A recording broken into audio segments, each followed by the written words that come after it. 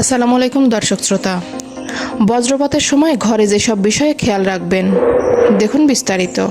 তীব্র তাপপ্রবাহের পর স্বস্তির বৃষ্টি শহর জুড়ে, তবে চিন্তার বিষয় হয়ে দাঁড়িয়েছে যখন তখন বজ্রপাত।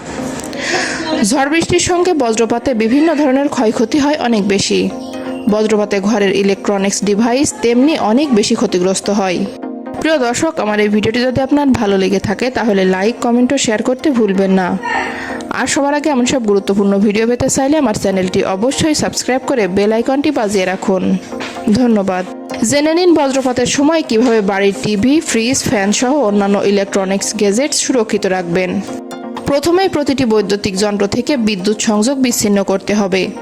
বজ্রপাত পড়ার জন্য অপেক্ষা করবেন না। আকাশে ঘন কালো মেঘ দেখলেই এই কাজটি সবার আগে করতে হবে। আর্থিং থাকলেও কিন্তু বাড়ির বৈদ্যুতিক যন্ত্র বজ্রপাত পড়ার সময় ক্ষতিগ্রস্ত হতে পারে, তাই বিদ্যুৎ সংযোগ বিচ্ছিন্ন করতে হবে সবার আগে।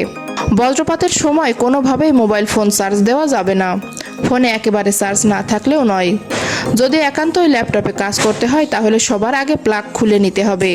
ব্যাটারিতে চালাতে হবে ল্যাপটপ। বজ্রপাতের সময় ওয়াইফাই ব্যবহার করবেন না, তাতে রাউটার খারাপ হওয়ার সম্ভাবনা বাড়ে।